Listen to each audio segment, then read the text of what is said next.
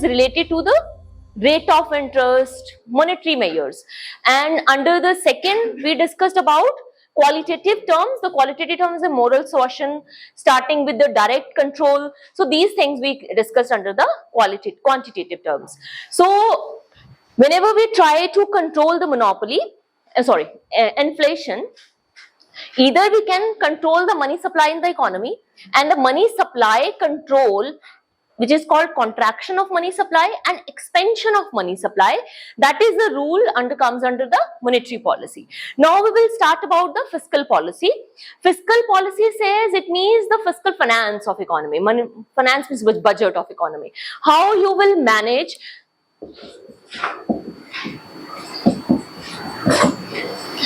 it's basically the government income and government expenditure.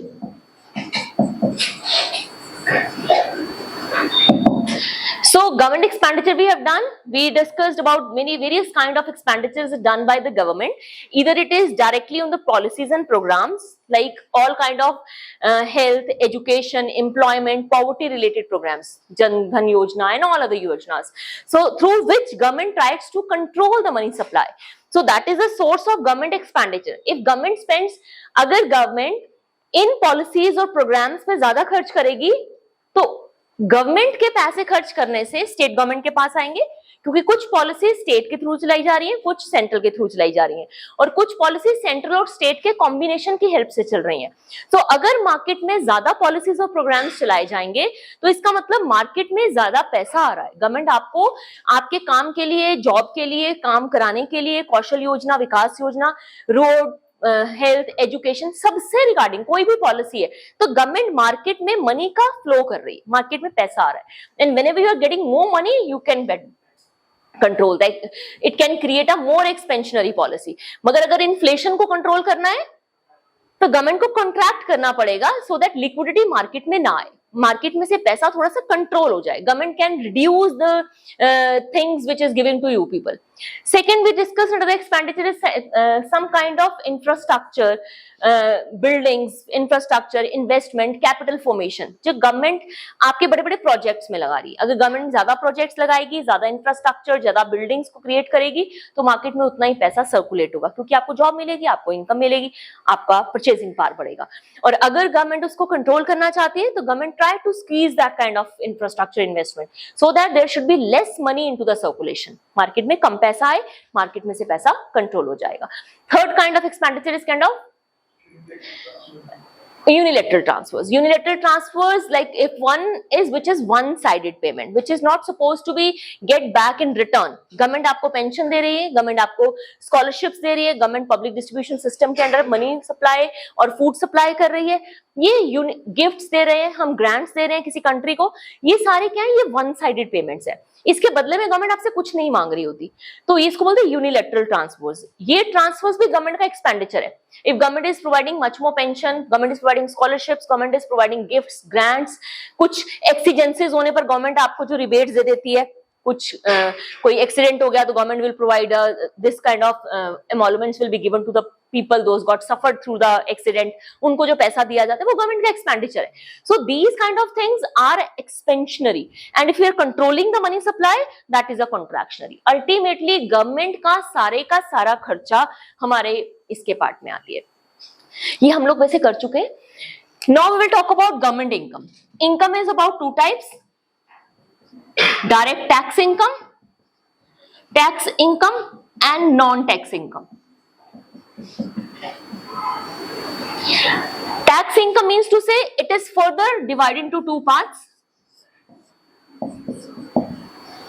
direct tax and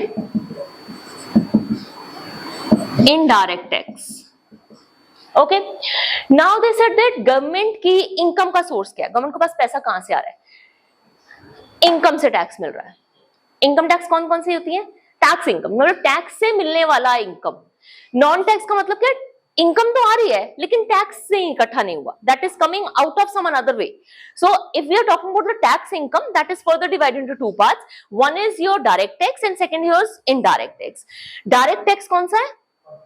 corporation tax, income tax, excise duties, which is being imposed on you people and you will pay the income tax. So इसका सब, और जो उसका payment कर रहा है वो same इंसान होता है, सेम पर्सन होगा. लाइक अगर मेरी इनकम के ऊपर टैक्स लगा तो पे भी मुझे ही करना है. अगर मेरे ऊपर जीएसटी लगा, is it a direct tax और इनडायरेक्ट टैक्स? Indirect tax. तो हम इनकम टैक्स को नहीं, हम वेल्थ टैक्स को कह रहे हैं. अगर मेरा घर है, प्रॉपर्टी है, प्रॉपर्टी के ऊपर लगने वाला टैक्स मुझे ही पे करना पड़ेगा क्योंकि मेरी प्रॉपर्टी के ऊपर लगा है. जबकि जो हमारा डायरेक्ट टैक्स जो होता है वो हमें पे करना पड़ता है. इम्पैक्ट और इंसिडेंस सेम पर्सन पे होता है. जबकि जो इनडायरेक्ट टैक्सेस होते हैं उसमें incidence and impact of taxes on different different person. जो जिस पर लग रहा है tax and incidence on different person.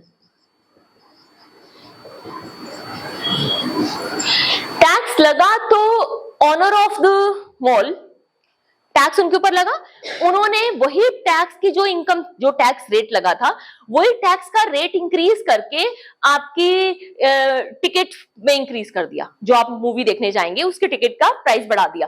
तो टैक्स लगा उनके ऊपर लेकिन उन्होंने आपसे लेकर वहां पे किया. तो इम्पैक्ट किसी और के ऊपर आया, इंसिडेंस किसी और के ऊपर आया. लगा किसके ऊपर?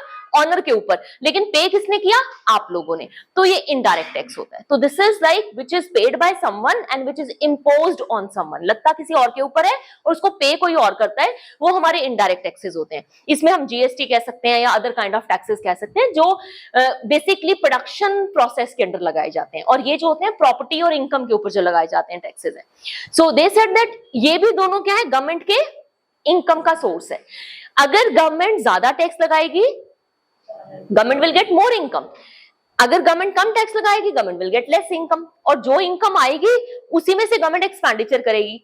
और इन दोनों को बैलेंस क्रिएट करके गवर्नमेंट इन्फ्लेशन या डिफ्लेशन को कंट्रोल करेगी मार्केट में.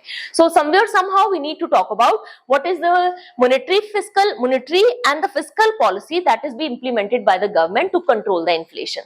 Further, the third kind of this is the second resort. ये जो था हमारा, ये सेकेंड टाइप ऑफ मेजर था इन्फ्लेशन को कंट्रोल करने का. Third kind of measure is supply management measures.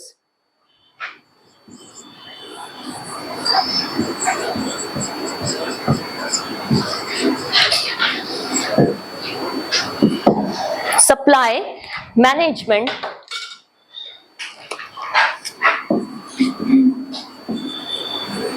Measures. Supply management measures का मतलब अब गवर्नमेंट को ना तो मनी की सप्लाई को ठीक करना है, ना ही एक्सपेंडिचर और इनकम को ठीक करना है. गवर्नमेंट ने सप्लाई को ठीक करना है. क्योंकि सप्लाई क्या है?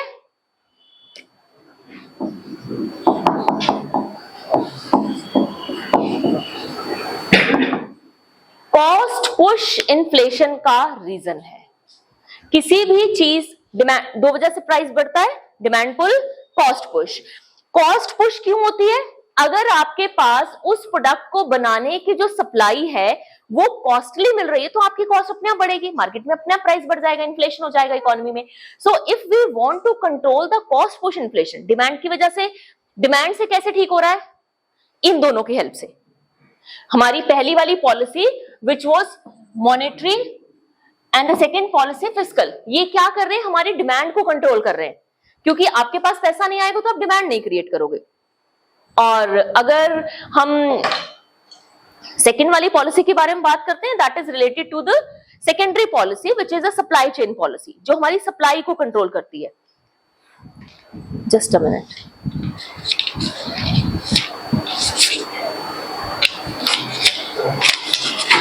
Thank you. It's done. It will take time. Third one is a supply measures.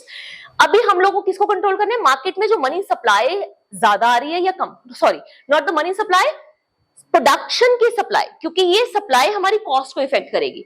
सो सबसे इंपॉर्टेंट काम गवर्नमेंट क्या कर सकती है अगर इन्फ्लेशन है और सप्लाई से रिगार्डिंग कोई प्रॉब्लम आ रही है? जो सप्लाई चेन मैनेजमेंट है उसको कंट्रोल कर ले, उसको ठीक कर ले. अगर कमोडिटी मार्केट में अवेलेबल नहीं है तो उसकी सप्लाई की अवेलेबिलिटी कर दे. तो first thing we can say is shortage of pulses और any other thing which can government can import. if something is in shortage of commodity, government can import the commodity. Solution क्या किया government ने? Import कर लिया. तो अगर shortage है commodity की तो गवर्नमेंट उसको इंपोर्ट करके उसको रेजुलेट कर सकती है. अब हम इंपोर्ट क्या करेंगे? Suppose we have taken an example of onion and pulses. जब इन दोनों चीजों का प्रोडक्शन इकोनॉमी में कम हो जाता है, सप्लाई इफेक्ट हो जाती है, तो इस चीज की कॉस्ट बढ़ती है, कॉस्ट बढ़ती है तो इस चीज का प्राइस बढ़ता है, एंड प्राइस बढ़ना इज कॉल्ड इन्फ्लेशन. तो इसको कंट्रोल करने के लिए गवर्नमेंट क्या करती है कि इसकी सप्लाई को मैनेज करती है, और सप्लाई अगर अपनी इकोनॉमी में से ठीक हो सकती होती तो गवर्नमेंट इसको कंट्रोल कर लेती. सो अगर वो अवेलेबल नहीं है, it is a shortage in economy, government would like to import that commodity from out of the country, ताकि इसका प्राइस मार्केट में कंट्रोल हो जाए. We have taken an example of onion few years back कि वो price जो था 100 above 200 above पहुंच गया था. फिर गवर्नमेंट ने बाहर की कंट्री से, अरेबियन कंट्री से वो अनियन मंगा के हमारी सप्लाई को इक्वलाइज कर दिया. Second one is hoarding and speculation.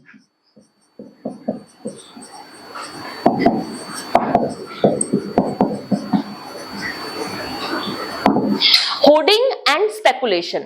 Hoarding means चीजों को जमाखोरी करना, एंड स्पेकुलेशन होता है उसके ऊपर मार्केट का स्ट्रक्चर्स के बेसिस पे उसको बाय एंड सेल करके उस बेनिफिट्स कमाना, जिसे हम गैम्बलिंग भी काइंड ऑफ कहते हैं, है ना.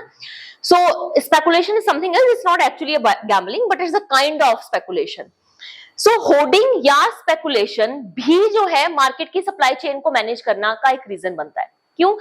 इनकी वजह से ये बढ़ रहा है. अगर आप होर्डिंग कर रहे हो तो ऑब्वियसली वो महंगी हो जाएगी, महंगी होगी तो प्राइस बढ़ जाएगा. तो गवर्नमेंट ने क्या करना है? उसके होर्डिंग के ऊपर जो जमाखोरी है उसको कंट्रोल करना है. कोई मॉनेटरी पॉलिसी लगाने की जरूरत नहीं, कोई सप्लाई के लिए हमारे को फिस्कल पॉलिसी लगाने की जरूरत नहीं. सिर्फ उसके कारण ढूंढो कि प्राइस क्यों बढ़ रहा है. प्राइस बढ़ रहा है होर्डिंग की वजह से, तो होर्डिंग को डायरेक्टली मैनेज कर लो. लोगों ने उसको दबा के रखा हुआ है कि मार्केट में जब कम हो जाएगा, सप्लाई कम हो जाएगी तो हाई प्राइस पे बेचेंगे, स्पेकुलेट करेंगे उसके ऊपर. तो government tries to manage it that it should not be hoarded. उसके ऊपर गवर्नमेंट स्ट्रिक्ट एक्शन लेकर होर्डिंग को ही कंट्रोल कर सकती है. Third one is put price ceiling.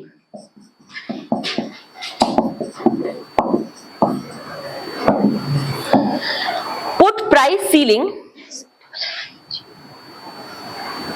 Price ceiling का मतलब, सीलिंग क्या मतलब? upper limit. This is a ceiling or a floor? Ceiling or a roof? किसी ये होता है, जो इसका अंदर का हिस्सा होता है वो सीलिंग होती है, इसके जो बाहर का हिस्सा होता है वो रूफ होती है. ठीक है. तो दिस इज अ सीलिंग कि इस एरिया का जो हाईएस्ट पॉइंट है वो क्या है? सीलिंग है. So government is putting a ceiling price, कि गवर्नमेंट मैनेज कर देती है कि इस कमोडिटी का प्राइस इससे ज्यादा हो ही नहीं सकता. गवर्नमेंट में कोई भी जो सेलर है उससे ज्यादा चीज पे मार्केट में नहीं बेच सकता, and that will be determined by the government itself. So that's why जब भी मार्केट में प्राइस बढ़ने शुरू हो जाते हैं, इन्फ्लेशन हाई रेट पे आने लग जाता है, तो गवर्नमेंट उसका इनिशिएटिव लेती है और उस चीज के प्राइसेस के लिए सीलिंग लगा देती है कि इससे ज्यादा प्रोडक्ट कोई भी इससे हाई रेट पे मार्केट में नहीं बेचेगा. So that can be another obligatory measures to control the inflation, कि गवर्नमेंट आ जाती है उसमें प्राइस को मेंटेन करने के लिए. Last one is agriculture price policies.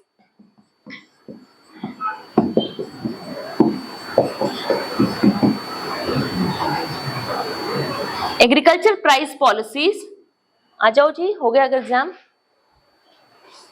Agriculture price policy to motivate farmers.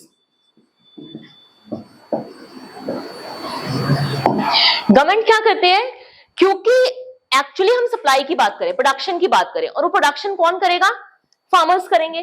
तो गवर्नमेंट फार्मर्स को एक मिनिमम सपोर्ट प्राइस या एग्रीकल्चर प्राइस पॉलिसी में रिफ्रेम कर देती है कि हम आपके प्रोडक्ट के प्राइस को बढ़ा रहे हैं और आप इस पर्टिकुलर प्राइस पे कमोडिटी का सप्लाई कर देना. तो गवर्नमेंट इनिशिएटिव लेती है कि ताकि हम प्राइस पॉलिसी को मेंटेन कर सकें. ये एक तरह से सीलिंग वाला ही होता है, लेकिन सीलिंग तब अडॉप्ट की जाती है जब इन्फ्लेशन हो चुका. ये जो है प्रायर द सिचुएशन ही लगा दिया जाता है, जिसको हम एमएसपी बोलते हैं. है ना। तो वो गवर्नमेंट पहले ही लगा देती है कि कहीं बाद में इन्फ्लेशन क्रिएट होगा, बेटर है कि हम पहले ही एक पर्टिकुलर प्राइस दे रहे हैं मार्केट में, जो जितना भी कमोडिटी इस प्राइस पे प्रोड्यूस करके सेल आउट करना चाहता है गवर्नमेंट को, वो कर सकता है। तो ये मिनिमम सपोर्ट प्राइस गवर्नमेंट खुद डिसाइड करती है ताकि इन्फ्लेशन कंट्रोल हो सके मार्केट में।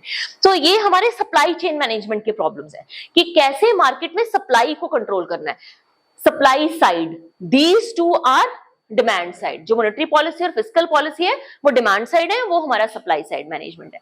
सो this is all about how to manage और control the prices in the economy whenever there inflation comes up.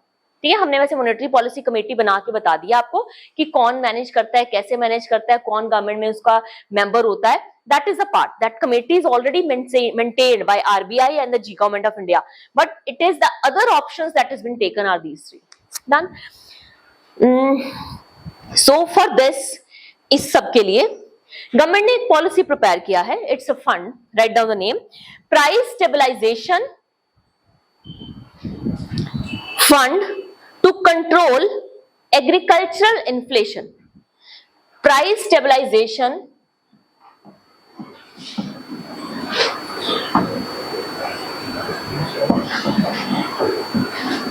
fund to control agricultural inflation।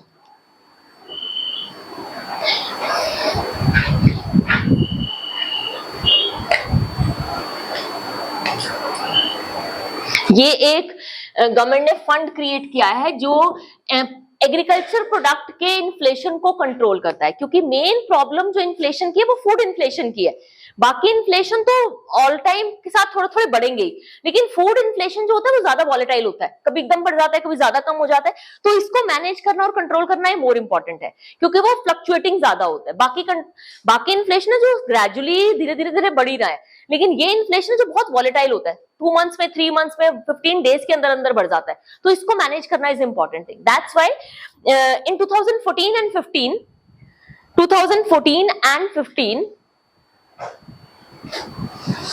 Department of Agriculture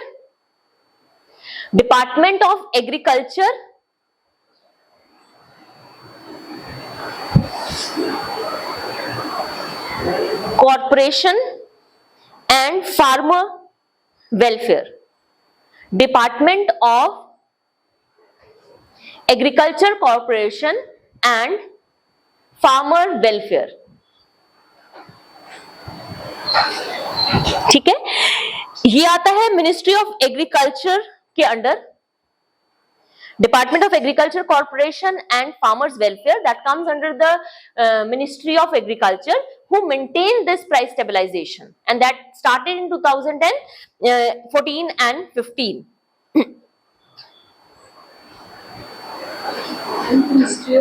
ministry of agriculture, आ जाओ।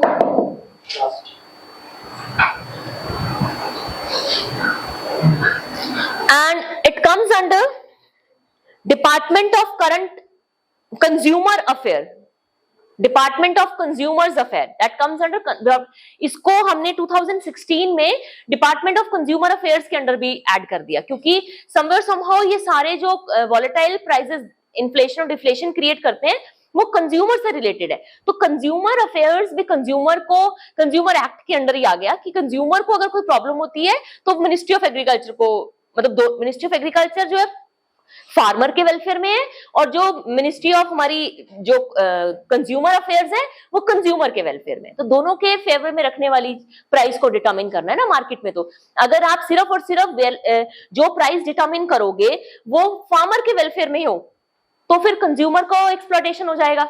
अगर आप सारा price जो है consumer के welfare के लिए बनाओगे तो फार्मर का एक्सप्लॉयटेशन हो जाएगा।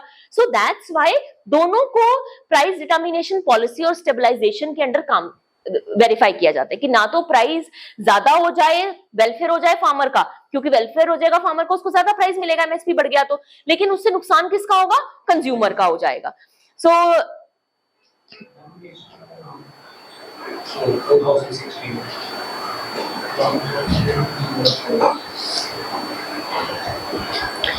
किसका जी? 2016 under the department of consumer affairs, under the Department of Consumer Affairs in 2016।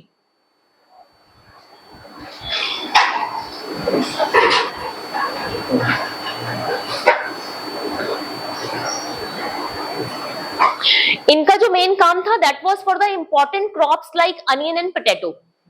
बनाया ना price stabilisation and corporation for consumer welfare, farmers welfare, उसका मेन क्या था, जो हमारी इंपॉर्टेंट क्रॉप्स है अनियन, पोटैटो, पल्सेस, उनके प्राइस को स्टेबलाइज करके रखा जाए, क्योंकि यही प्राइस जो है वो ज्यादा वॉलेटाइल होते हैं वेजिटेबल्स के। फूड क्रॉप नहीं वॉलेटाइल होता क्योंकि वो एमएसपी के अंडर आ गया। Are you getting my point? इसी के अंडर आप एक होमवर्क लिख लीजिए, वैसे हम ये टॉपिक करेंगे। Minimum support price, minimum support price, what is MSP? How many commodities comes under MSP? How many commodities comes under MSP?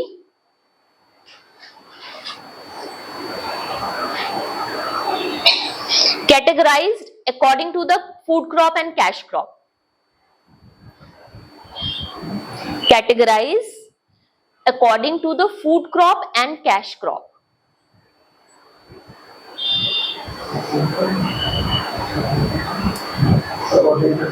Food crop और कैश क्रॉप के अकॉर्डिंग इसको कैटेगराइज कैसे किया गया है, और दोनों कैटेगरीज के अंदर कौन कौन सी कमोडिटीज आती हैं और कितने नंबर ऑफ कमोडिटीज आती हैं जिनके ऊपर गवर्नमेंट एमएसपी दे रही है। ठीक है, ये आप चेक करके इसमें राइट अप करके अपने साइड पे लिख लेंगे इसी टॉपिक के साथ।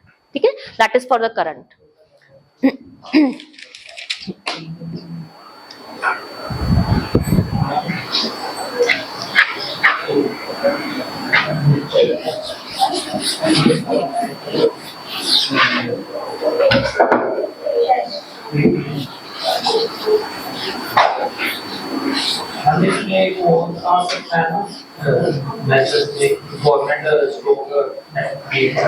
पीडीएस, यस, लेकिन पीडीएस आएगा तो यही हो गया ना एक तरह से,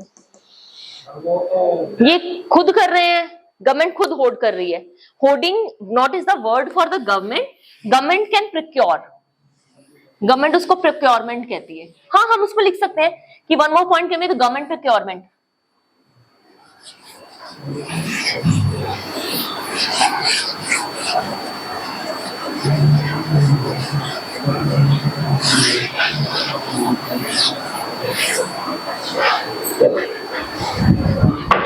Let's talk about further continuation of this topic is government budgeting. Government budgeting.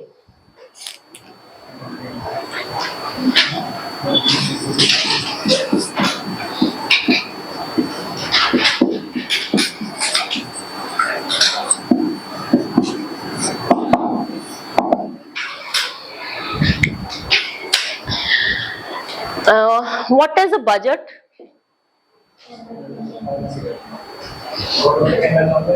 हाँ जी, it is a financial statement.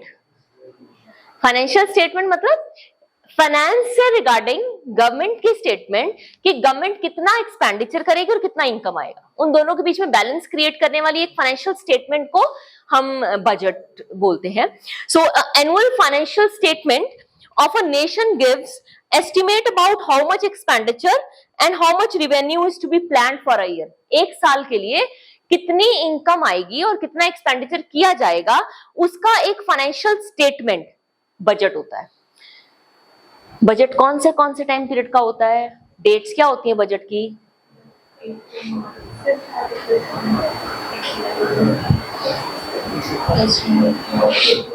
1 मार्च कि 31 मार्च? 31 मार्च से 1 अप्रैल। ठीक है, हाँ, 1 अप्रैल से 31 मार्च। ठीक है, 1 अप्रैल से 31 मार्च। लेकिन बजट प्रेजेंट कब किया जाता है? 1 फेब को। पहले कब किया जाता था? Last week of February.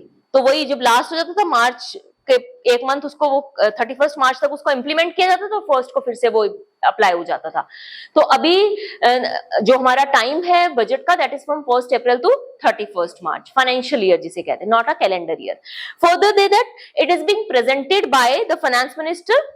कौन प्रेजेंट करता है? फाइनेंस मिनिस्टर करता है, with the permission sanction by the chief executive of the president of nation. उनके बिहाफ पर, उनके परमिशन के बाद प्रेजेंट किया जाता है. This is just a decorum और रूल ऑफ लॉ जैसे पढ़ना होता है. Further, the term budget basically is not mentioned in Indian Constitution. Indian constitution में बजट नाम का कोई वर्ड नहीं है, जिसको हम कॉन्स्टिट्यूशन में कोई वर्ड बजट नहीं लिखा, उसमें लिखा गया annual financial statement. So you must be knowing up, it is not the budget which is being written down in constitution, it is annual financial statement. हम उसको ही बजट कहते हैं. Annual financial statement is called a budget in the constitution. Budget itself is not a word constitution में. ठीक है.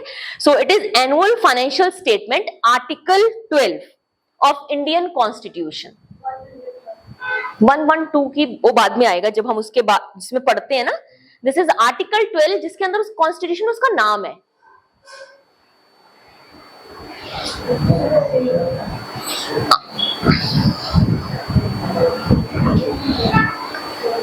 One 112 आप क्या बता रहे हैं?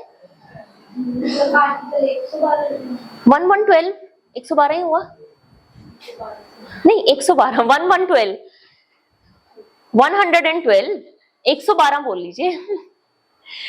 सो इट इज आर्टिकल 1112 जिसके अंडर हम इसको एनुअल फाइनेंशियल स्टेटमेंट कहते हैं. अंटिल 2016 तक Indian railway budget was presented separately. अलग से बजट, रेलवे का बजट अलग प्रेजेंट किया जाता था और हमारा नॉर्मल फाइनेंशियल बजट अलग प्रेजेंट किया जाता था. 2016 के बाद उसको मर्ज कर दिया गया हमारे यूनियन बजट के अंदर ही. अब हम जब भी प्रेजेंट करते हैं तो हम कॉमन बजट प्रेजेंट करते हैं, उसी के अंदर हमारा रेलवे बजट भी होता है. Earlier railway budget was different up to 2016 के बाद इन दोनों को मर्ज कर दिया गया है. ठीक है.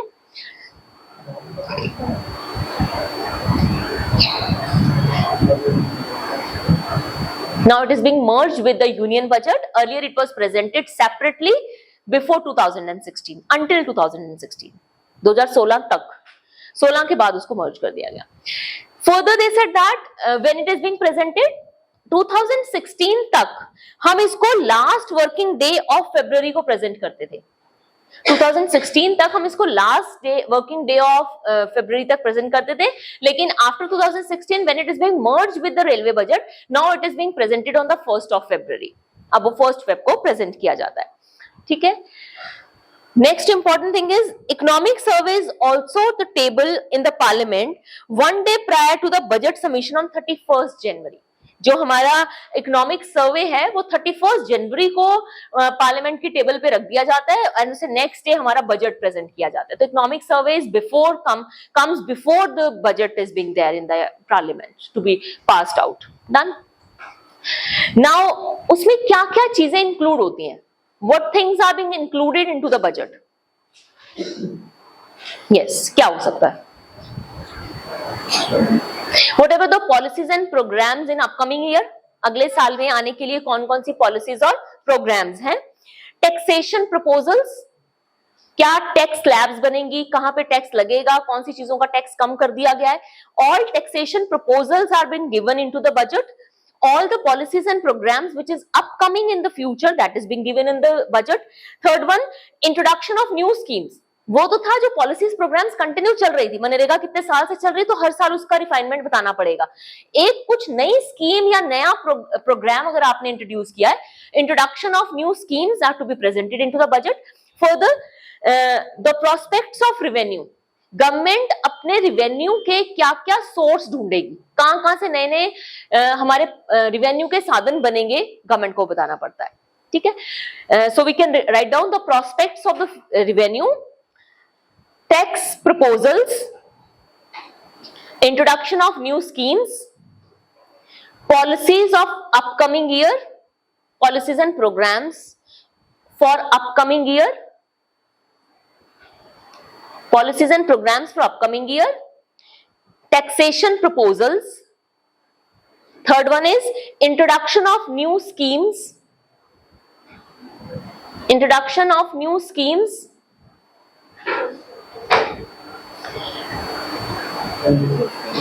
prospects of revenue, prospects of revenue, कहां से इनकम जनरेशन के हमने साधन जनरेट किए इस साल में, क्योंकि उसी से तो खर्चा करना है ना, तो वी मस्ट बी नोइंग कि हमारे इनकम के साधन कौन कौन से रहेंगे। So prospects of the revenue generation, spending programmes, कहां पे हमने खर्चा करना है, spending programmes,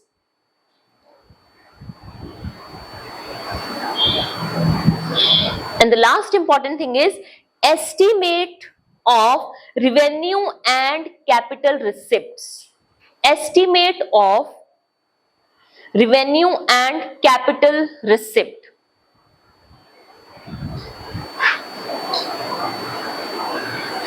estimate of revenue and capital receipts. So these are the basic things which is must be included into the budget. ये चीजें बजट में होनी चाहिए, no doubt। हम ग्रोथ रेट क्या है, टारगेट क्या है, पर कैपिटा इनकम, वो चीजें हम एज अ प्रोस्पेक्ट नहीं रखते, वो हम प्लान्स के अंडर रखते हैं।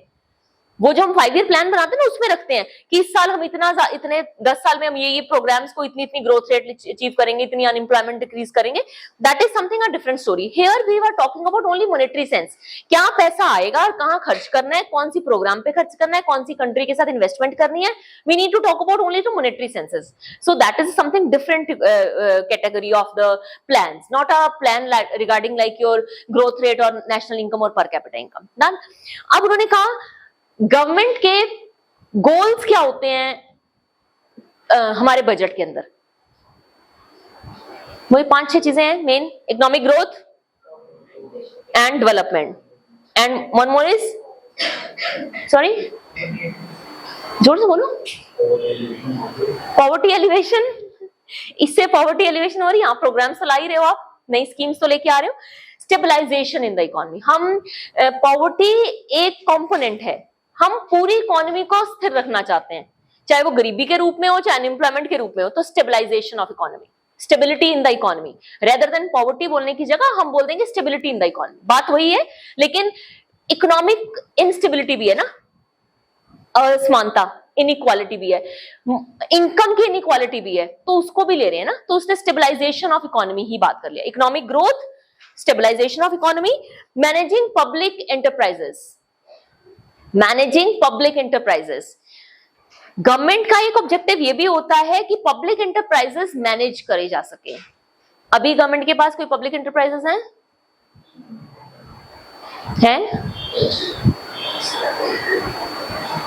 Can you name a few public enterprises? Public enterprises क्या होती हैं?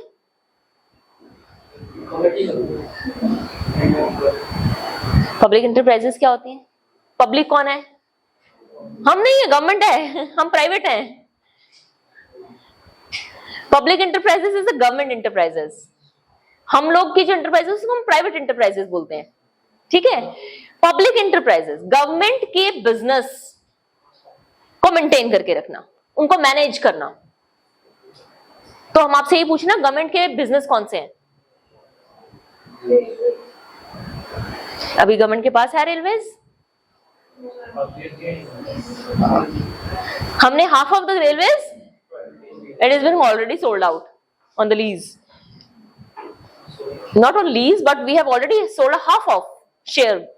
So government के पास रेलवेज तो नहीं रहा, चलो half of है। उसके अलावा government banks, Indian oil, BHEL, electricity, private है कहीं इलेक्ट्रिसिटी, न्यूक्लियर एंड टेक्नोलॉजी। जितने भी हमारे, हमने एलपीजी नहीं किया, हमने टॉपिक यहाँ नहीं किया ना एलपीजी का, कोई बात नहीं। So once we will do the LPG, तो आपको थोड़ा और चीजें क्लियर हो जाएंगी कि 90 के बाद से अब तक कितने सेक्टर धीरे धीरे खत्म होते गए हैं गवर्नमेंट के, और इसके अंडर गवर्नमेंट के पास कौन से दो रह गए? डिफेंस खत्म हो गया हाथ से, डिफेंस 100% एफडीआई कर दिया हमने।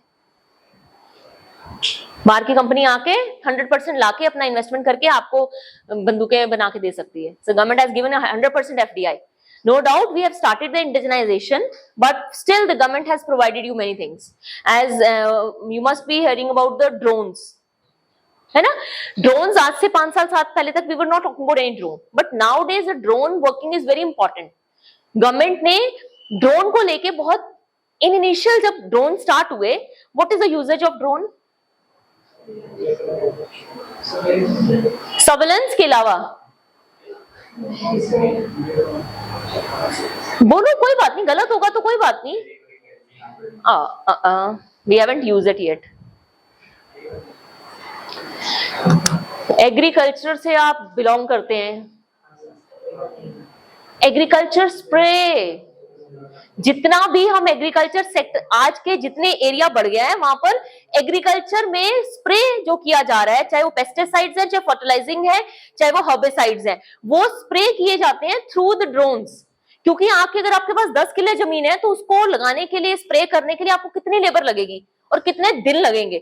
बट जो ड्रोन है वो पहला, वही मैं आपको ये ड्रोन स्टोरी क्यों बता रही हूँ, पहले जो ड्रोन बनते थे छोटे बनते थे जिसमें आप 1 लीटर या 2 लीटर तक का कैन पिक करके उसको स्प्रे कर सकते थे। Due to the need of that drones, अब उन्होंने कम से कम 15 लीटर तक का वो ड्रोन जो है वो स्प्रे कैरी कर सकता है अपने साथ, और वो कितने किलोमीटर तक आपके जाकर पूरा स्प्रे कर सकता है। रीजन क्या है, उस स्प्रे में इट्स अ मैनुअल, और वो स्प्रे बहुत नजदीक से होता था, ये थोड़ा स्प्रे ऊपर से होता है और उसका स्प्रिंकलिंग इक्वल होता है, थोड़ी दूर के बाद उसके बाद स्प्रे का इफेक्ट आता है, तो it is very less harmful और it is very cost effective. तो जिनके बड़े कॉर्पोरेट फार्म्स हैं उन्होंने स्प्रे तो इसके थ्रू करना शुरू कर दिया है, not only just to spray and watching of your crop as well, that can be done through the drones only. तो एक ड्रोन 40,000 रुपए का है और आपका जिंदगी भर काम आएगा, and you can do it buy it from anywhere. अब इसके पीछे what is the story? In initial years when the government started this thing, and we also need it for the defense only, हमें मालूम है defence के लिए भी drone बहुत इंपॉर्टेंट है, तो गवर्नमेंट ने ड्रोन बाय करना शुरू किया, but that drones are coming only and only from China. सिर्फ चाइना से ड्रोन्स आ रहे थे इंडिया में, and they may produce like electricity, वो लड़ियों के टाइप्स, इट इज जस्ट ₹20। जब आप घर पे बनाओगे तो यू विल गेट 80 रुपीज से कम आपको कोई घर पे वो इलेक्ट्रिसिटी नहीं मिल पाती है, लाइट बल्ब्स नहीं मिल पाते। सेम एज जो चाइना ड्रोन्स थे वो कंपैरेटिवली बहुत चीपर थे, rather than we can produce और गो फॉर इंडिजनाइजेशन के लिए गवर्नमेंट ने started importing in initial starting में कुछ months, but then they got to realise it कि इसमें जो चिप्स हैं that is from Chinese only, they can control it from any how, whatever the secrets we are sharing, that secrets can go ahead with the out of the boundaries as well. हम अपनी boundaries पे ही control करने के लिए drone लगा रहे हैं और सारी खबर उनके पास जा रही है, so that was very risky for us. That's why government has created very strict stringent line, no drone is about to fly in India's sky without the permission of government of India. आप अपना drone बना के कहीं पर भी उड़ा नहीं सकते हो, आपको परमिशन लेनी पड़ती है। और गवर्नमेंट ने कह दिया कि कोई भी चाइना का ड्रोन मैं पर्सनली खरीद लाऊं तो मैं नहीं उड़ा सकती हूँ। कोई भी इंसान, कोई भी एजेंसी, कोई भी government agency Chinese drone India में फ्लाई नहीं कर सकता, इट इज बैन। आपको लाइसेंस लेना पड़ता है और वो लाइसेंस आपको नहीं मिलेगा अगर आप चाइनीज ड्रोन करोगे। गवर्नमेंट ने उसका सब्सिडरी क्या किया, इसका हम एग्जाम्पल, इसको क्या कहते हैं, इंपोर्ट सब्स्टिट्यूशन। जो चीज आप बाहर से मंगवा रहे थे अब आपने उसका सब्स्टिट्यूशन घर में ढूंढना है, घर में बनाने हैं। यहां पर लोगों को ड्रोन्स वैसे नहीं बनाने आते, हमें क्या करना आता है इंडिया को सबसे अच्छा,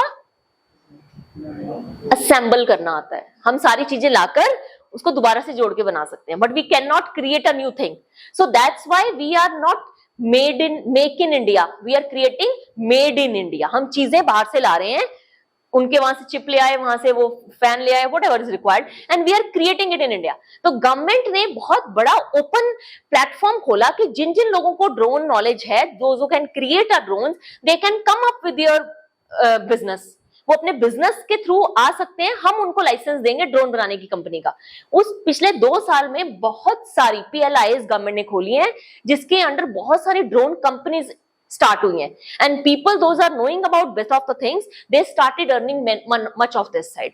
तो गवर्नमेंट की स्ट्रिंजेंट पॉलिसी आ गई ना कि अगर कोई चीज हमारे थ्रेट को है तो हम उसका इंपोर्ट सब्स्टिट्यूशन फाइंड आउट करना चाहते हैं, and that import substitution is a best example regarding the drone situations. Done. So इनका हमने जो अपनी इसमें लिया है कि जब हम कंट्रोल करना चाहते हैं गवर्नमेंट इन्फ्लेशन को या बजट को, तो अब वो अपने बजट में ही क्रिएट करेगी ना कि पब्लिक एंटरप्राइजेस को स्ट्रॉन्ग करो। अब गवर्नमेंट ने तो ड्रोन कंपनी नहीं खोली, बट गवर्नमेंट वांट्स आप लोग खोलो। मेक इन इंडिया, इंडिजनाइजेशन, वो क्या है, रोज के नई नई पॉलिसीज बना रही गवर्नमेंट, किस लिए बना रही है, आप बिजनेसमैन बनो, कोई भी जॉब लेने वाला ना हो, जॉब देने वाला बनो. You are creating a business, but how you will create a business? I will give you finance. Government is giving you finance.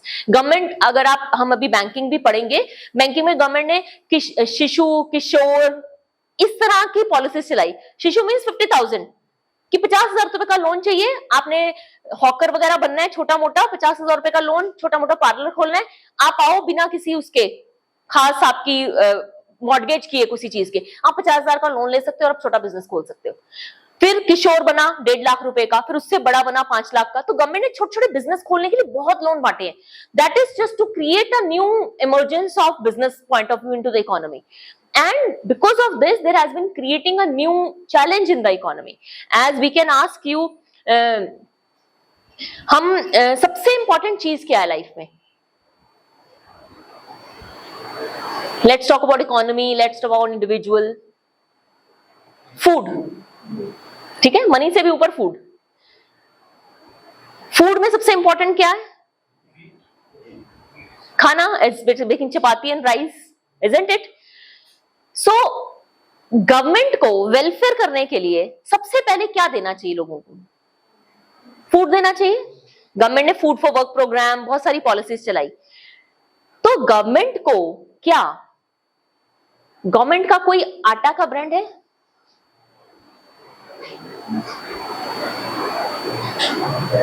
आटे का कोई ब्रांड है?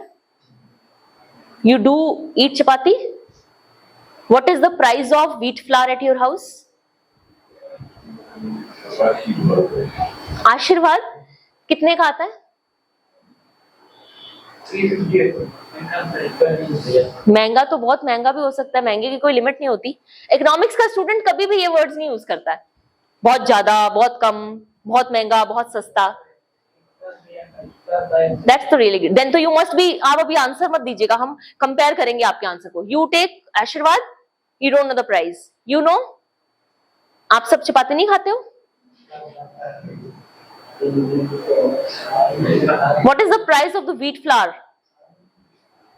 What do you buy? You don't know? 35 rupees per, 32 to 35 rupees per kg. पता ही नहीं है. 25 kg तो फिर तो महंगा हुआ. तो बताओ कितना? ये तो सस्ता हुआ. क्यों? अगर 320 का 25 kg 10 kg होगा, 10 kg होगा तो 32 रुपीज का पड़ा. ठीक है. अब ये घर वाले बताएं जी, आप कितने का व्हीट फ्लावर लेते हैं? आप तो घर पे बनाते हैं, पिसवाते हैं. हाँ. अब कनक कितने की होती है? आपके कोई घर में फ्री में थोड़ी आई है. He is actual businessman. 1850 रुपए एमएसपी है. घर की होने का मतलब क्या? अगर वो घर में नहीं करोगे तो उसको यूज करोगे ना सेलिंग के लिए, और सेल करोगे तो उससे पैसे तो आएंगे. तो पर केजी तो रेट पता चल गया कितने का पड़ा.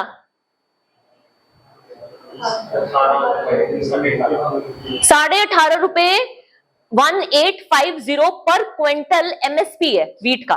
ठीक है. क्वालिटी के बेसिस पे 10-15 रुपए ऊपर नीचे है. 1850 रुपए का 100 किलो आप सेल करते हो. ठीक है. तो वही खरीदते भी हो. इसका मतलब जब नहीं बेचा तो आपके पास रह गया ना, तो 18.5 में खरीद के रखा अपने पास. बात तो वही हो गई. पिसवाई 2 रुपए 3 रुपए पर केजी.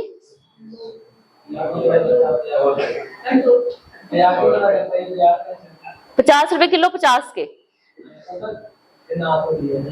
अच्छा. Let's say 2 rupees per KG. 19 rupees आपका व्हीट है. 2 रुपीज आपने उसके ऊपर प्रोसेसिंग चार्जेस दे दिए. It is 21 rupees and you are buying at 32. That is a minimal 32. If you buy the MP you will pay 40 rupees पर KG. MP का wheat का अगर फ्लावर लेंगे तो 40 रुपए पर केजी है. आपको 20 रुपए मिल रहा है, ये 32 रुपए ले रहे हैं पर केजी. अभी it is very useless to talk about how much you eat. एक दिन में कम से कम हम हर इंसान मोर देन हाफ केजी से लेकर 1 केजी तक. 1 केजी थोड़ा ज्यादा हो जाएगा शायद. Maybe you can take it if your capacity is there. But half kg तक का व्हीट फ्लावर 1.5 डे में हम कंज्यूम कर लेते हैं. Only 1%. And if you talk about a family, you consume almost 1 kg wheat flour a day. A day.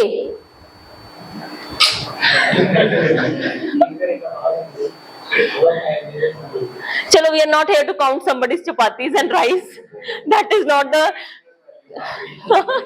ये malnutrition के consent में आ रहे हैं सर, ये है ना. If we are not calculating the total nutrition, then you are coming under malnutrition. हमारे पास सारे पैरामीटर इकोनॉमिक्स में, अगर तुम ज्यादा नहीं खाओगे, इनकम बचाओगे, फिर malnutrition में पकड़ लेंगे आपको. So will not left you somewhere, will keep you in any category. So I just mean to ask this thing कि वैसे तो ये बहुत दुखदयी बात है कि आप लोग सब कितने सालों से खाना खा रहे हो और आपको व्हीट का प्राइस ही नहीं पता कि मेरी प्लेट में जो चपाती पड़ी है वो कितने की है. Very shame. You must be knowing about, and being as a girl तो यू मस्ट बी. ये इन्होंने सिर्फ बॉयज वाली साइड नहीं कि they will get the things to the place and we will just eat it. No, we should, we are supposed to earn in the future, so you must be knowing what is the price of it. India का कौन सा wheat, no you तो being the target because you are sellers of wheat, है ना, and हम someone was there, या you too. What is that in Haryana, Punjab and UP's wheat is being exported? होता है 1850 पे होता है.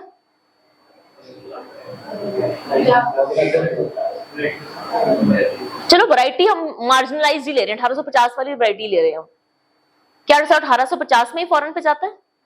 किस रेट पे जाता है?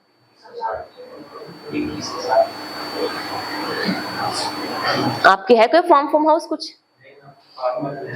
अच्छा, आप भी फार्मर्स हो, तो यू एक्सपोर्ट और you just give it to the corporate को सेल आउट करते हो. 2160 गवर्नमेंट का डेट है, गवर्नमेंट का सेलिंग प्राइस है 2160. 1850 से 60 पे आप से ले रहे हैं, 2160 पे फॉरेन पे बेच रहे हैं. एंड इंडिया का पंजाब, हरियाणा एंड यूपी का wheat is not a good quality that is supposed to be exported. Only MP wheat is being exported in the foreign countries. ये हम सिर्फ वो थोड़ी गरीब कंट्रीज को बेचते हैं ये वाला व्हीट राइस, पंजाब हरियाणा वाला. अच्छी कंट्रीज सिर्फ और सिर्फ एमपी का ही व्हीट लेते हैं, जो वो इंडिया में 40 रुपीज का बिक रहा है. तो suppose that what is the price of it is in international market. So that this is my reason कि अगर एक व्हीट जो मेजर बेसिक चीज है, चाहे 4 चपाती खाओ चाहे 2 खाओ, you need to buy it at least of 30 rupees और 40 रुपीज पर अ डे. वो मार्केट में गवर्नमेंट को बिजनेस नहीं लगाना चाहिए क्या?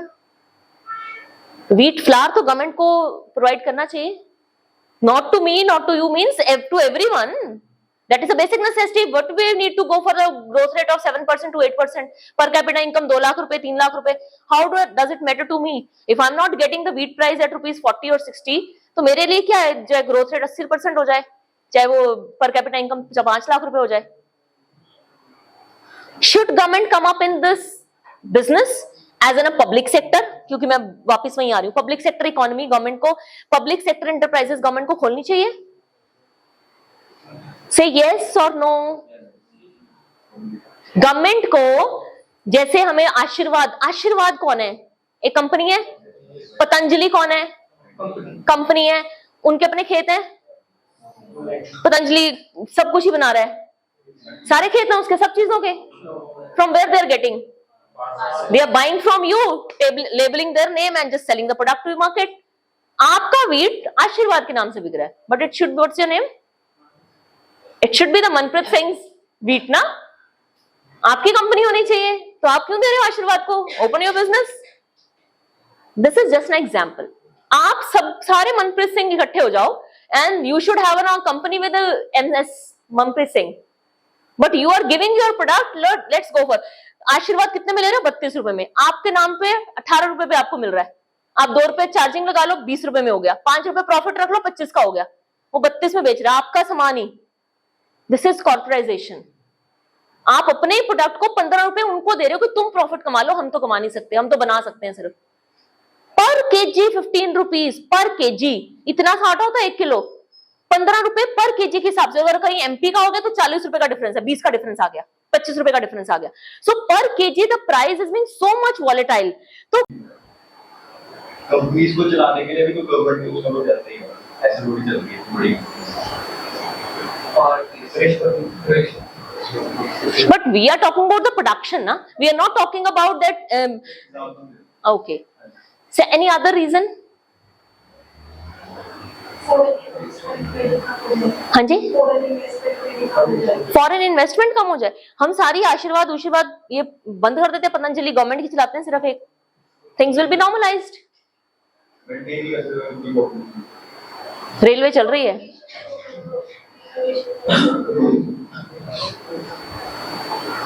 ऐसे एक दूसरे को बताते रहते हैं, मुझे बताने में क्या डर लग रहा है. और क्या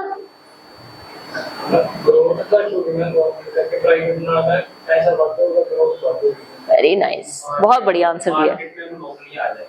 मोनोपोली आ जाएगी, गवर्नमेंट मोनोपोली आ जाएगी. तो गवर्नमेंट को तो देनी चाहिए मोनोपोली, फूड में तो देनी चाहिए ना कम से कम. मोनोपोली तो उसके हाथ में खराब होती है. रेलवे में गवर्नमेंट की मोनोपोली है, खराब थोड़ी है, बिना टिकट चढ़ जाओ. ऑब्वियसली मोनोपोली तो वहां खराब होती है जब प्राइवेट के हाथ में होती है. गवर्नमेंट के हाथ में मोनोपोली कभी खराब नहीं होती, क्योंकि गवर्नमेंट तो वेलफेयर ही करेगी. इलेक्ट्रिसिटी गवर्नमेंट के हाथ में है, वो तो स्टेट गवर्नमेंट का डिस्क्रिशन है, इसलिए हरियाणा पंजाब में रेट अलग है. अदरवाइज अगर गवर्नमेंट का ये चीज प्राइवेट के हाथ में आ जाए तो you will suffer from ₹15 per unit of electricity.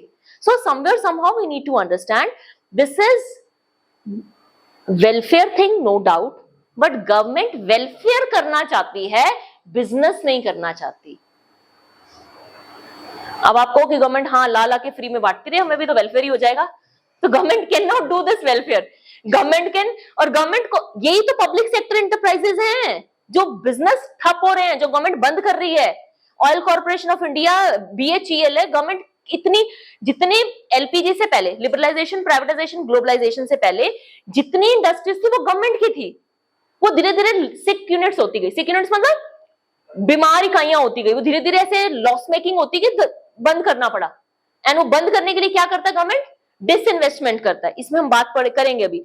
Disinvestment means government is selling that share to the private people कि मुझसे तो बिजनेस चल नहीं रहा, तुमने बताओ कितने में खरीदना है, तुम चला लो, चलता है तो government is selling of business. तो गवर्नमेंट इतने साल के हिस्ट्री से देखती आई है कि गवर्नमेंट इंटरप्राइजेस उतने बेनिफिशियल नहीं होते, और बेनिफिट तो वैसे भी कमाना नहीं है, सोशल वेलफेयर करना है, वो वेलफेयर भी नहीं हो पाता. गवर्नमेंट की इकाइयां बंद होती रहती है, तो गवर्नमेंट को डिसइन्वेस्टमेंट ही करना पड़ता है आखिरकार में. आज गवर्नमेंट के पास एक बिजनेस नहीं है. Whatever the process of budget, how the budget is being processed and how it is comes into the market. Market में आके वो कैसे सर्कुलेट होता है, पहले कहाँ से बनता है, फिर प्रोसेस क्या होता है. There are the 6 to 7 stages. Write down the name of the stages, then we will discuss it. Budget presentation. सबसे पहले क्या होता है? Budget presentation. ये है जी हमारा प्रोसेस या स्टेजेस. प्रोसेस और स्टेजेस ऑफ बजट. पहला होता है budget presentation.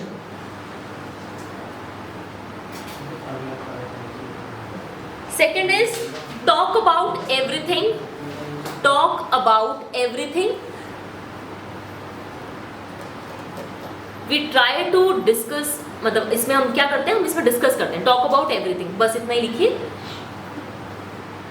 Third, department committees scrutiny. Departmental committees scrutiny. SCRUTINY.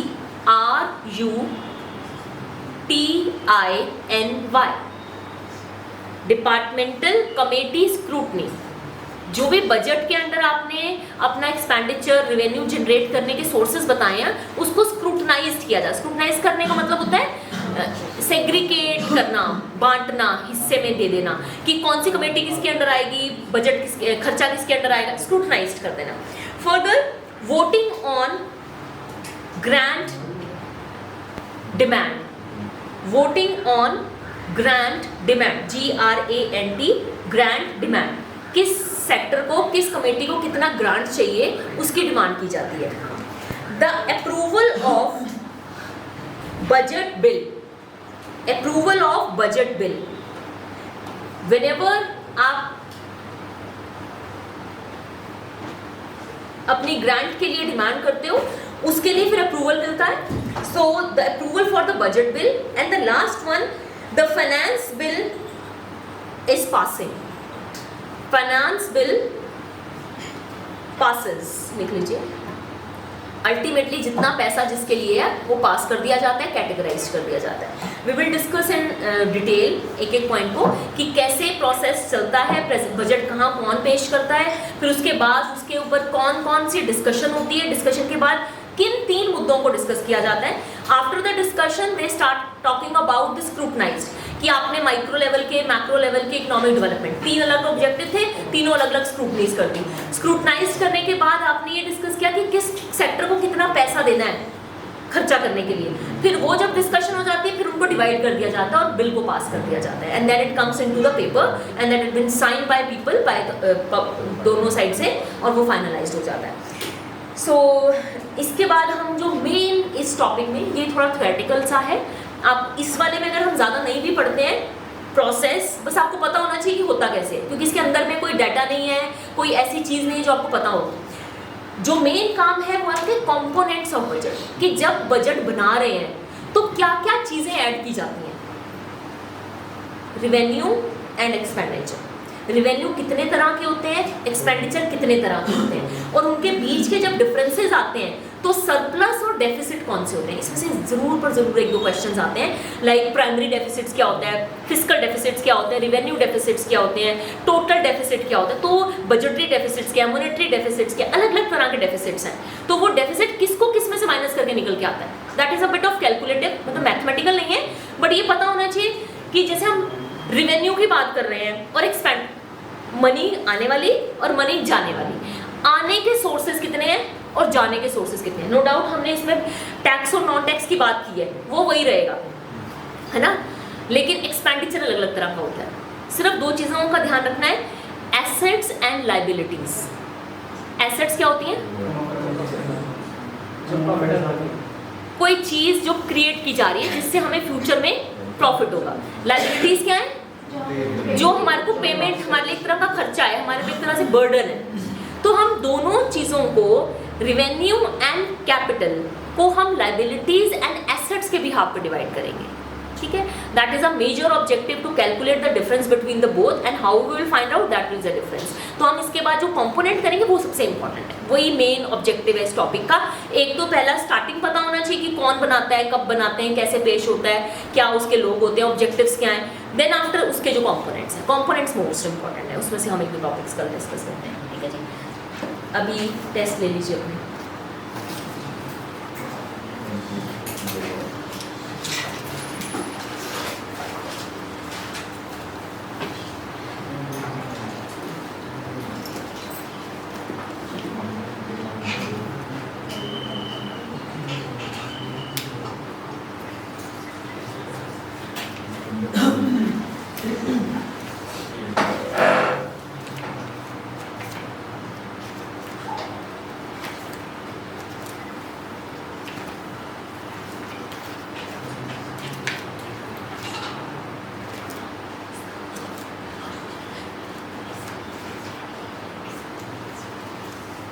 जिनसे ज़्यादा एक्सपेक्ट कर रहे थे उन्होंने कोई अच्छा रिस्पॉन्ड नहीं किया, and those were not responding in the class they have performed well.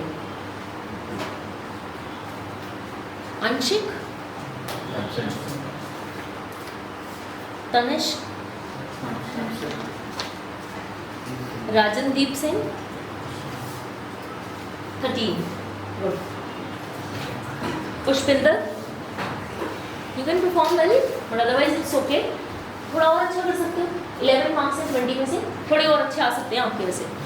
Arshpreet good 13, Anjali 13, Chandar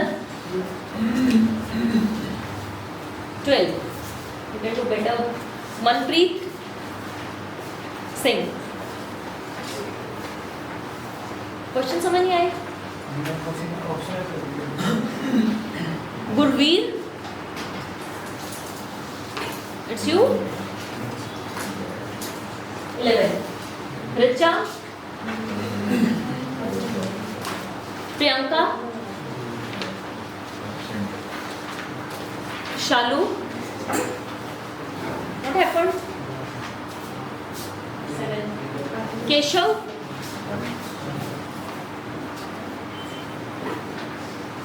Rakshita, Rakshan, Raksha, SHIT, okay, Raksha, good, 12, थोड़ा और better करोगे, सुखमन सिंह,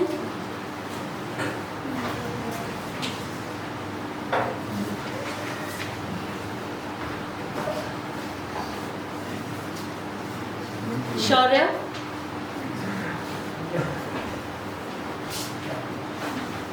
प्रथम, what you did? Rozia,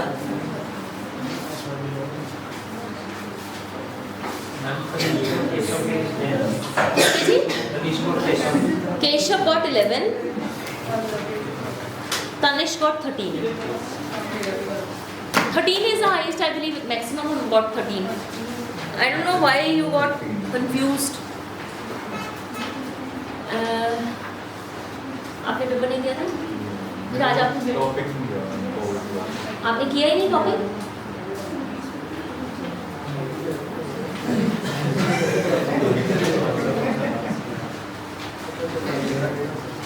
कोई बात।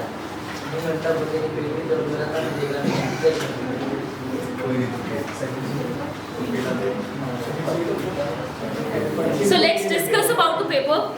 Wait. इनके पेपर में ही कर लेते हैं डिस्कशन। मनप्रीत आप? नहीं क्वेश्चन पेपर डिस्कस करना है, आपका आंसर थोड़ा डिस्कस करना है।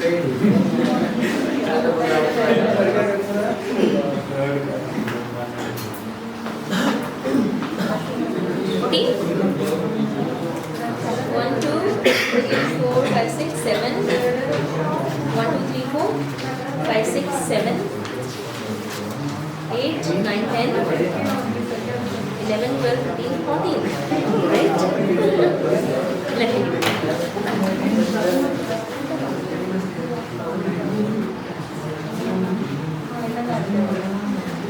so see, she secured 14, she got highest. Great. Okay, let's discuss about the paper. The first question was we need to find out the correct statement out of it. Poverty line estimated in India is based on income levels. Yes. Okay. Poverty estimation is carried out by Niti Aayog. Yes. Calculation of poverty is based to capture on NSSO. Most के अंदर है. Perfect है. There is no unemployment in the economy. गलत. So last is correct. I think that's everybody has got the same answer. इसका option D था 1 2 3. Second is Annapurna scheme was started in 1999. Identify for the BPL people? नहीं. This scheme was started in 1999-2000 for poor citizen. देखो दोनों ही चीजें हैं, दोनों अलग अलग बात कर रहे हैं. दोनों schemes के ईयर सेम बताए हैं. अन्नपूर्णा स्कीम ही 1999-2000 में है. इसका मतलब दोनों पॉइंट्स में एक चीज निकल के आई कि स्कीम तो 1999 में हुई थी, लेकिन किसके लिए हुई थी?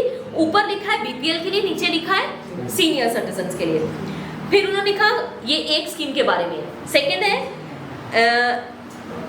प्रधानमंत्री Kaushal Vikas Yojana. It was focused on the first entrant to the labour market and specially the student who have passed the 12th class. ये 12th क्लास पास के लिए नहीं था, ड्रॉप आउट के लिए था. उन्हीं को तो कौशल विकास सिखाओगे. जो 12th कर गया वो तो फिर आगे चला जाएगा, पढ़ाई कर लेगा. So it was to the drop out people, those who can open up some business. So हमारे first and third answer is the C. मैं पहले आंसर बता देती हूँ, फिर हम एक एक डिस्कस करते हैं. थर्ड का आंसर था C. Third answer is C. Fourth answer is B. ये सबका ठीक था, ठीक है. फिफ्थ का आंसर था सी. आप लोग मुझे लगता है फोर्थ पॉइंट में गड़बड़ कर गए. क्वेश्चन नंबर 5 के फोर्थ पॉइंट में गड़बड़ कर गए. India's 25% people is multidimensionally poor. ये गलत हो गया. अभी कितनी मल्टीडिमेंशनल पॉवर्टी है? 16% only. So that is the data which was incorrect in this question. Question number 6 आपका ऑप्शन है डी. आंसर जो सही ऑप्शन है डी ऑप्शन है, सभी तरह के formal informal below poverty line लोगों के लिए है। 7th is a, it's the same question like question 4, same सा था, बस ईयर का डिफरेंस दिया गया है। क्वेश्चन 8 आंसर है 1 ए, तेंदुलकर कमेटी, ठीक है। Question 9 answer is 2 micro development refinancing agency. ये तो गड़बड़ नहीं होना चाहिए था, आपका फुल फॉर्म थी रीफाइनेंसिंग एजेंसी, आपने पता नहीं क्या क्या लिख दिया, micro and refinancing. So question 9 we have a second option is correct. Question 10 price level from the state to states are vary. It's not about the changes into the state because of the poverty rate. It is not because of a gross domestic product. वैसे भी state का gross domestic product तो होता ही नहीं है, state domestic product होता है। And quality of public distribution state varies. अगर quality of public distribution तो एक ही common price पे बिकेगा ना, पब्लिक डिस्ट्रीब्यूशन तो सेम प्राइस पे देगा ना, तो वो अलग कैसे हो सकता है? तो प्राइसेस अलग होते हैं स्टेट में, अर्बन एरिया के प्राइस अलग होते हैं, रूरल एरिया के अलग होते हैं। तो इसका ऑप्शन था हमारा बी। क्वेश्चन 11 मल्टीडिमेंशनल पॉवर्टी कौन दे रहा है? Answer is D acute poverty and their deprivations. Deprivation हमने आपको बताया तो H into A, higher the number of population and their deprivation. Multidimensional poverty किससे निकलती है? एक तो लोग कितने गरीब हैं और कितने ज्यादा गरीब है ना, deprivation of poverty. 12 answer is D, ये तो ठीक था मुझे लगता है, D is answer. 13 D is answer. On and above, यहाँ एक दो बच्चों ने गड़बड़ किया इस क्वेश्चन में। 14th ए, ये आपने क्यों गड़बड़ किया इस क्वेश्चन को? सबने 14th का आपने ये गड़बड़ किया। Relative poverty is person below poverty line, ये क्या हो गया? Person unable to find the necessities of life, person is comparable to world economies, कैसे हो सकता है? वर्ल्ड के साथ थोड़ी कंपेयर कर रहे हैं अपने आप को, we are comparing with the people behind, अपने साथ वाले से कितने पीछे रह गए, तो वो वाला आंसर था इसका।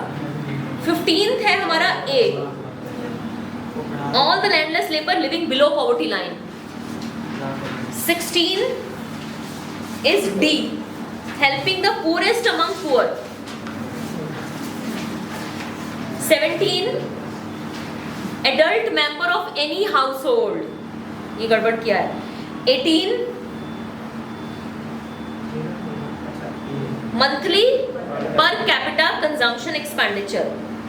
19 self employment scheme is Pradhan Mantri Rozgar योजना एंड स्वरोजगार। रोजगार रोजगार लिखा तो इन दोनों में, तो हमारा ए पॉइंट आंसर था इसका। एंड 20th का सी, आपको कैसे इंटेंसिव डेवलपमेंट कैसे कर सकते हो, रूरल डेवलपमेंट कैसे? मनरेगा ही तो फूड के अगर चेंज हुआ, मनरेगा चेंज हुई है फूड फॉर वर्क प्रोग्राम में, so it is a C is option.